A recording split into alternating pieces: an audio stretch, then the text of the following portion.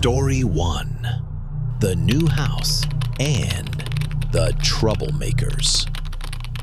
Recently, my girlfriend and I moved into a new house. Honestly, this was the home we had always dreamed of. Perfect for both of us.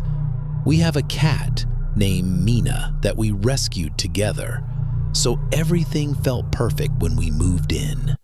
The only drawback at first was the house on the right. It looked abandoned because the owner had started renovating but never finished.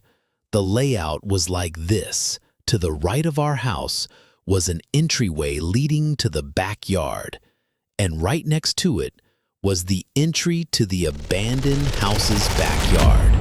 There was no fence separating them because the owner had removed it to build a new one but never finished, leaving both backyards completely open to each other. Behind the abandoned house was another home, separated by a fence. From observation, we saw a few young men living there. Occasionally, when we returned home, we would see them cutting through the abandoned house's yard to get to the street. At first, we didn't mind. Maybe they knew the owner and were allowed to. Then came our first night in the new house. We sat in the backyard, enjoying the space, curiously glancing at the houses behind. That's when we noticed a man staring down at us from a window. He didn't try to hide. He wanted us to see him. His face showed no expression, and the room was completely dark, which made the scene even more disturbing. We thought maybe he was just curious about his new neighbors, but after half an hour of that hollow stare, we decided to head inside. The next few days were normal. I went to work, and my fiancé continued unpacking. One evening, we decided to sit outside again. It was dark, but we liked stargazing and chatting, until we heard the temporary wooden fence being moved. 3 men appeared, standing there, staring at us. "You guys okay?" I asked, knowing they wouldn't leave unless I said something. The youngest looking one, maybe 29, was holding a big bag, and we had no idea what was inside. He offered us some stolen dishwasher tablets. We refused. I cracked a joke to ease the tension. He smiled and said, "All right then." Then they left. What struck me was how they just walked into our yard without saying anything, as if they had the right to be there. We went back inside, thinking that would be the only time, but things only got worse from there. They started entering our yard more often, behaving in ways clearly meant to intimidate us. They got into the house next door. One day, while I was cleaning the living room, 2 police officers showed up at the side of the house and stepped into the abandoned yard. They lifted the fence panel, looked around for a few minutes, then left without saying a word. I thought it was odd, but I went back to cleaning, assuming the guys next door were causing trouble again. A few days later, police knocked on our door. They explained that the house behind us was now empty. The young men had been evicted due to antisocial behavior. Apparently, not just toward us, but toward other neighbors too. Honestly, we felt relieved. Even though they never got physical, at least it meant they wouldn't have a chance to escalate things. We continued settling into our new home. But one day, while I was showering, I heard a loud noise outside. I quickly got dressed and ran to find my girlfriend. She was recording from the spare room window, the one facing the now empty house's backyard. I asked what was happening, but she motioned me to be quiet. while, she explained. A strange man had pointed up at our bedroom window, and when she noticed, he sprinted full speed toward the house. As he ran past, he tried the door handle, then went back to the yard, lifted the broken fence panel, and started smashing all the windows of the abandoned house. We immediately called the police. They came, watched the video, took our statements, and left. We were shaken. Why would he try our door and then break into that house? What was he planning? A few nights later, while we were in bed, we heard whistling. The kind of whistle men use to catcall women. It was 2:16 a.m. We stayed silent, listening, then heard someone tapping on the window. Terrified, we checked the cameras, but for some reason, they didn't record anything. Whoever it was must have left right after because the noise stopped. We were too scared to sleep. So the next day, we went to my mother's house and stayed overnight. When we came back the following morning, we found the Ring doorbell had been removed and placed on the floor. The SD card was gone. Someone had clearly come back, and we knew exactly who. Who else could it be? We called the police again. They told us to lock all doors and windows. The woman on the phone even said removing the camera might be a sign they were planning something, which made us even more terrified. But at least she was honest. The whistling, the tapping, the attempted break-ins, they continued for weeks. We made multiple police reports. They stopped trying to open our... He looked up at our bedroom window, head slightly tilted. We froze. At that time, we had moved the camera inside, so it didn't record. We were too scared to even think of screen recording. Then he said something, but we couldn't hear it. After that, he turned around, walked across the street, and just stood there staring at our house for about 30 minutes. We called the police again. They said staring at someone's house wasn't illegal and dismissed the whole thing. Even after we explained what he did on our lawn, they still made us feel like we were overreacting. We didn't sleep for days. Every little noise outside terrified us, even normal ones. Then one night at 2:52 a.m., we received the notification.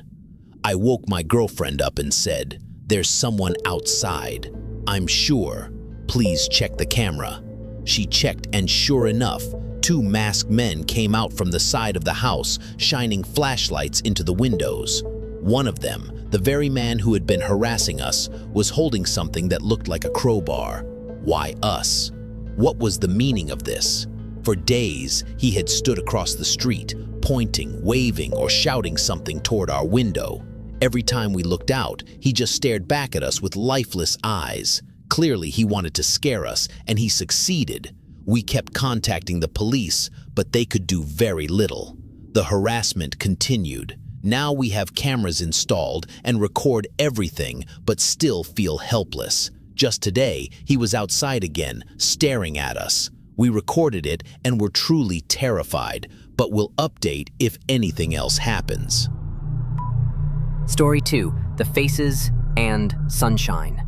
First of all, I'm not crazy. I know this sounds paranoid, delusional, insane, but I swear everything I'm about to tell you really happened. It started with a face, or rather, faces. All of them just a little off. 3 months ago, I broke up with my ex-boyfriend, Caleb. We had been together almost 2 years, and honestly, the breakup was overdue. Caleb wasn't violent or anything. He never hit me, but he was controlling and possessive in that quiet, calculated way. That's probably the worst kind. He'd do things like track when I used my phone and quiz me about my day to see if I gave the same answers twice. After I left him, I changed my number, deleted social media, and even moved to a new apartment. I thought I was free. Then the barista incident happened. It was a Tuesday morning. I stopped at a little cafe near my new place. I had only been there once or twice before. When I stepped up to order, the barista, a girl about my age, smiled at me. But there was something in her expression that made me freeze. She tilted her head and said, "Good morning, Sunshine." I went cold. That was Caleb's nickname for me. It wasn't common. He used to say it sarcastically whenever I was upset, like, "What's wrong, Sunshine?" He loved to needle me. I brushed it off, thinking maybe... But then it happened again. A few days later, I ordered a rideshare to work. Different driver this time, an older man, maybe in his 50s. He kept glancing at me in the rear view like he was trying to recognize me, then asked, "Have you ever figured out what you're running from?" He said it so casually. I just replied, "What?" And he chuckled, shook his head like I was in on some private joke. Caleb had said those exact words to me once after I told him I needed time to figure myself out. He leaned in, dead serious, and asked, "Have you ever thought about what you're running from?" Now, two strangers had repeated his exact lines. It kept happening. A woman in the supermarket brushed against me and whispered, "You can't just disappear." Some guy in the street muttered, "Still wearing your hair like that?" as he walked past. Another man in my building said, "You've always loved this song," while humming the exact tune Caleb used to play when we argued. It wasn't their faces that unsettled me. It was their eyes, the way they looked at me, like they knew or thought they knew. Different faces, same expression. I started thinking I was losing my mind. What else could explain it? So, I did something I'm not proud of. I reached out to Caleb, not directly. I texted his sister. I told her to tell him to stop. I thought maybe he had hired a PI. Maybe he was orchestrating people to say things to me. I just wanted it to end. The next day, she texted back, "I don't know what you're talking about. Caleb's in rehab. He's been there 6 weeks. No phone." I didn't believe her. I thought she was covering for him. Until a week later, when she posted a photo on Facebook of Caleb, pale and gaunt, holding a 1-day sober chip. So it couldn't have been Caleb, at least not directly. But I couldn't shake the feeling these strangers knew things they shouldn't. One night, I stayed late at work. I didn't want to go home. My apartment didn't feel safe anymore. Not that anything had happened there, but because I didn't want to be alone. Around 10 p.m., I finally left. I walked the 10 minutes home, head down, headphones in, but no music playing. A habit I developed to stay alert. When I turned onto my street, I saw someone sitting on the stoop across from my building. A young man, hood up, head down. I almost walked past until he spoke. "Cold night, isn't it, Sunshine?" I froze. He didn't look at me, just stared at the pavement, like he was reading something on it. I walked past without a... I didn't even know what it meant, but I vomited. That day, I booked a hotel for the weekend. Left my apartment without packing. Didn't even grab clothes. I just needed to be somewhere crowded. The hotel clerk gave me a room on the 4th floor. Small, quiet, a little stuffy, but I felt safe. Until around 2 a.m. when there was knocking. 3 slow knocks. I sat up in bed and waited.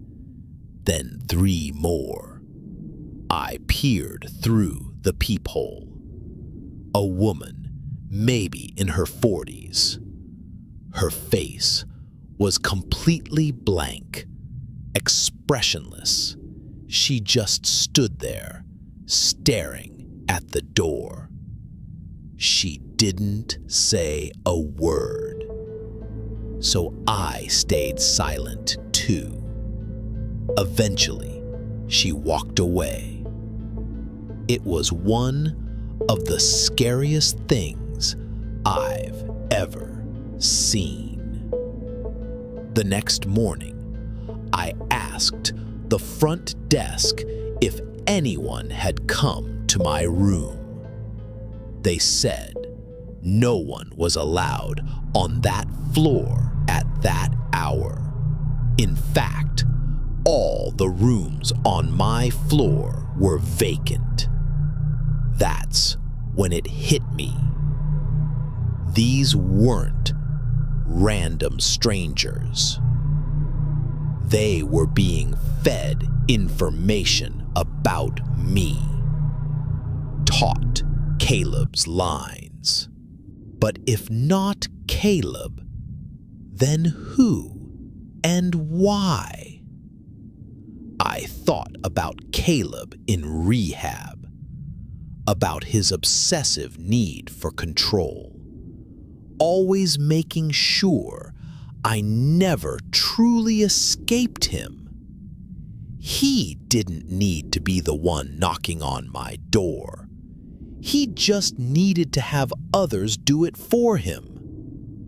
I started digging, remembering a conversation months before we broke up. Caleb had talked about a forum he was part of, a place where people shared tactics. He made it sound like productivity or self-help. I never learned the name. I don't think he ever told me, but looking back, it sounded like some bizarre role-playing cult. Except it was real, happening to me. Someone, maybe Caleb, had hired people to repeat his words, mimic his habits, so that even after he was out of my life, I was never free of him. This wasn't traditional stalking. It was like psychological graffiti. He was spray painting himself onto strangers, so I'd never be We agreed, wanting to make new memories together. My cousin booked a spacious Airbnb that could fit all 18 of us, which felt like a miracle for the price. The house sat right on the beach with a breathtaking view of the lake stretching for miles, almost like an ocean. Most of us picked rooms in the main house, but because the group was so large, some were placed in the back building, a 2-story garage with bedrooms upstairs. 3 of my cousins and I were assigned there. At first, we didn't think much of it. We spent most of the first day enjoying the hot tub, relaxing on the beach, and taking in the scenery. Only when night fell did we really enter the garage. The place was old and neglected, with a carpeted bathroom that smelled of mildew, stained bed sheets, and flimsy locks on the doors. It was clear the cleaners had only focused on the main house and ignored the garage. My cousins were disgusted and refused to sleep on the beds unless the sheets were washed, so I offered to do the laundry. The washer was small, so it could only handle 1 set of sheets at a time, which meant we'd be up late. We sat upstairs, killing time, while waiting for the first load. My cousin Maria complained about being stuck in the worst spot, and as she spoke, I started feeling uneasy, like something bad was about to happen. I'd had this feeling before, a rare kind of intuition that usually led to nightmares or worse. I told my cousins to stay alert, and they listened, especially since we'd been through a burglary back when we lived in Detroit. Around midnight, the alarm from downstairs beeped, signaling the first load was done. I went down alone, moved the laundry into the dryer, and brought the clean sheets back up. Once my cousins saw they were clean, they wanted theirs washed too, so I kept going up and down with each load, handling everyone's sheets. By around 2:37 a.m., we were finally finished. We made the beds, and we were too exhausted to stay awake any longer.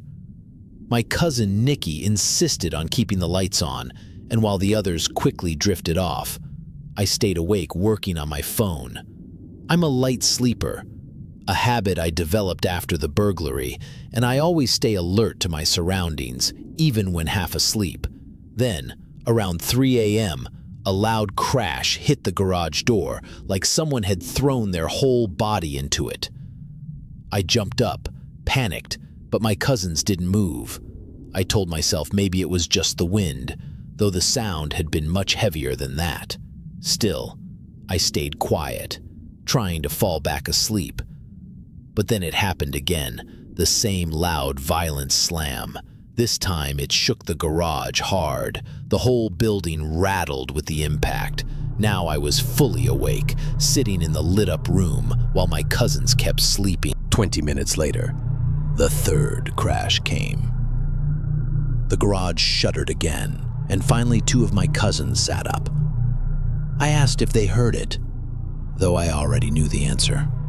Nikki asked what it was, and I said, I don't know, but this is the 3rd time I've heard it. We all agreed no wind could make that kind of noise. Nikki suggested texting her mom, my aunt, so we did. At 4:11 a.m., she finally replied, realizing something serious must be happening. She woke my uncle, and he ran outside to check the property. We stayed upstairs, too scared to move until we heard a knock on the door. It was my uncle, and when we opened it, he was standing there with my dad and a few older cousins. At that point, I knew this was serious. No wind, no prank. My uncle told us to pack our things and move to the main house. Then he said someone was on the property, and my heart sank right there. I stuffed everything into my bag, and we all rushed out of the garage. By the time we entered the main house, most of the family was awake from the noise and chaos. We sat in the living room, trying to piece it all together. I told them about the first 2 loud crashes, and my cousins confirmed the 3rd. My aunt explained that when my uncle went out to investigate, she followed him. He shouted, "Hey," at someone standing behind the garage. Right then, the door to the main house slammed shut behind her, and there was no wind to explain it. She feared someone might have slipped inside, so she ran to wake my dad and cousins. After searching, no one else was found in the house. Then my uncle described what he saw. A man was standing behind the garage, not hiding or moving, but staring as if he wanted to be noticed. When my uncle called out, the man didn't flinch. He simply walked away and vanished. Not into the darkness, but into thin air. The leaves on the ground didn't crunch, and no footprints were left behind. My uncle isn't the kind of man who makes up stories either. He's serious and logical, which made everything scarier.